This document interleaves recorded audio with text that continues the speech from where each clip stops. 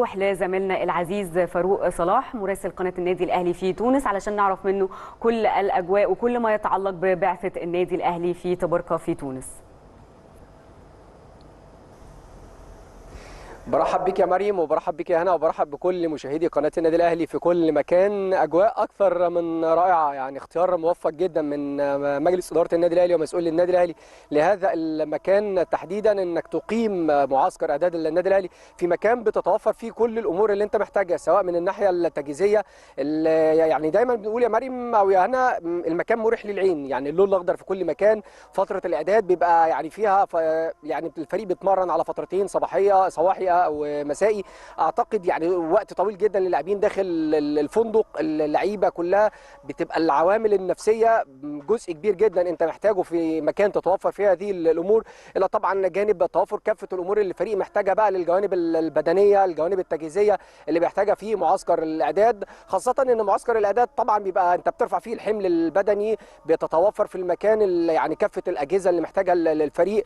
الجهاز الفني مستر ريبيرو اثنى على المكان، يعني ملاعب كلنا شايفينها اكثر من ممتازه. طبعا زي ما انتم عارفين ان الفريق منذ قدومه يوم الجمعه ادى يعني 3 تدريبات على 3 ايام، ثم بعض التدريبات البدنيه في صاله الجيم الخاصه بالفريق. لكن اللي احنا الامور اللي احنا لمسناها يعني لافته للنظر ان اللعيبه الجديده زي ما انت استعرضت يعني ان الاهلي ضم مجموعه من اللاعبين الجداد في يعني فتره الانتقالات. اللعيبه ما تحسهاش غريبه على النادي الاهلي، سريعا دخلوا في اجواء النادي الاهلي. العلاقه الكبيره جدا اللي بتجمع ما بين اللعيبه الكبار كباتن النادي الاهلي محمد الشناوي، محمد هاني، تريزيجيه، مع كافه اللاعبين ياسر ابراهيم، قفشه، محمد شريف، اللي ما تقولش خلاص جديد على النادي الاهلي. اعتقد هي سهلت الامور، العلاقه اللي ما بينهم وما بين اللاعبين الناشئين احمد عبدين، محمد عبد الله، حمزه عبد الكريم.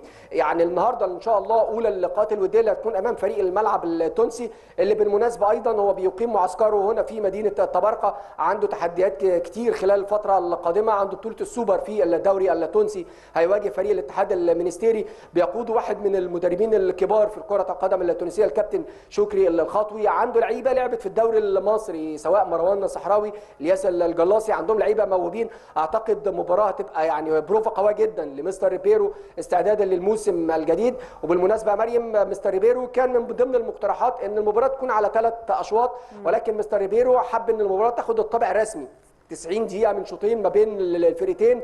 قال للعيبة بالأمس في المحاضرة الأخيرة اللي هوزع 90 دقيقة على كل اللاعبين، فرصة مهمة جدا، عندنا تحديات كبيرة جدا إن احنا نحقق كل البطولات هذا الموسم. وجود الكابتن الخطيب في معسكر الإعداد يا مريم، ودي ما بتحصلش إلا لأول مرة، يعني الكابتن الخطيب إنه يكون موجود في يعني رئاسة بعثة الفريق في يعني معسكر إعداد للموسم الجديد، موصلة رسالة مهمة جدا للفريق النادي الأهلي يا هنا، إن احنا الموسم أنا عايز كل البطولات، جماهير ما بتشبعش، جماهير النادي الاهلي عايزه كل البطولات. يا رب طبعا تكمل على خير، نحقق كل البطولات، نبدا فتره الاعداد، مباراه الملعب التونسي ثم مباراه البنزرتي، ثم بقى هندخل في الاجواء المحليه وانطلاق دوري رابطه الانديه المصريه المحترفه. يا رب تكمل على خير يا هنا يا مريم، انا موجود معاكم لو في اي استفسار او اي تساؤل. طب فاروق كمان عايزينك تطمنا على اللاعبين، هل حسين الشحات هيكون الغائب الوحيد ولا في لعيبه اخرى؟ يعني هو هنا باستثناء حسين الشحات، بالمناسبه يعني حسين الشحات كان تعرض يعني شعر باجهاد في عضله السمانه، ده كان في التدريب الاخير في ملعب التتش طبعا قبل السفر الى تونس. طبعا الدكتور احمد جاب الله رئيس الجهاز الطبي بالنادي الاهلي يعني اصر ان يكون حسين الشحات موجود معانا في المعسكر، عمل له برنامج تاهيلي على مدار اليومين الماضيين ان شاء الله. يعني النهارده ادى ايضا يعني حسين الشحات جزء من البرنامج التاهيلي، غدا هيبقى اليوم الفريش للاعبين، لكن حسين الشحات بالنسبه له هيبقى فيه جزء من الجانب التاهيلي اخير ان شاء الله. من يوم الاربعاء باذن الله يبدا حسين الشحات يدخل في التدريبات الجماعيه للنادي الاهلي، يعني باستثناء حسين الشحات تقدر تقولي كل قوام النادي الاهلي اللعيبه كلها موجوده ان شاء الله نشوفهم النهارده. طبعا التبديلات مفتوحه في هذه المواجهه وفرصه وبروفه قويه جدا لمستر ريبيرو. فاروق عايز اسالك سؤال اخير، بما انك موجود في الحدث، انت اتكلمت عن الحقيقه يعني الاختيار لتباركه زي ما بينطقوها بالظبط التوانسه، هي مدينه ساحليه عدد سكانها الحقيقه قليل، مكان مناسب جدا لاقامه هذا المعسكر. لو عايزين نتكلم منك على او نطمن منك على كل الاجواء وردود افعال البعثه واللعيبه على اختيار مدينه تباركه الحقيقه، بما ان هي مدينه ساحليه وكمان يمكن بنتكلم على اجواء الجو. عايزه اعرف منك اكتر عن الجو وعن فكره ردود افعال اللعيبه على اختيار المكان. يعني النقطة مهمة جدا يا مريم. خليني يعني نروح لشقين. الشق الأول هو الاستقبال يعني الشعب التونسي أو أهل طبرقة لفريق النادي الأهلي. النادي الأهلي أول مرة يقيم معسكر إعداد ليه للموسم الجديد في تونس. الجميع بيتكلم على النادي الأهلي، الجميع شايف النادي الأهلي مثال للكرة المصرية، مثال للقارة الإفريقية. اتقال لنا كلمة من كل النجوم، من كل يعني النجوم الكرة التونسية، النادي الأهلي هو اللي بينور أفريقيا، النادي الأهلي هو اللي بينور الكرة المصرية.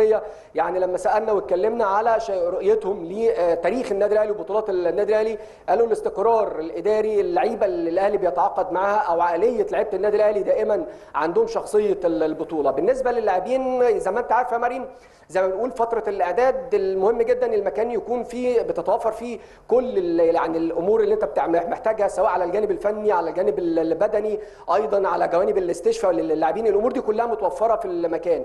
يمكن يوم السبت كانت درجه الحراره اعلى نسبيا، وده كان يعني من اعلى الايام اللي كان فيها وحده تدريبيه مكثفه من مستر ريبيرو للاعبين، لكن درجه الحراره بدات في الانخفاض النهارده. يعني منذ يعني لحظات قليله كان في سقوط يعني للامطار، سقوط خفيف للامطار، لكن الاجواء اللعيبه مستمتعه بالاجواء يعني الطبيعه الساحليه مع الغابات مع طبيعه الجبال ايضا حوالين المكان، مديه ارتياح نفسي للاعبين.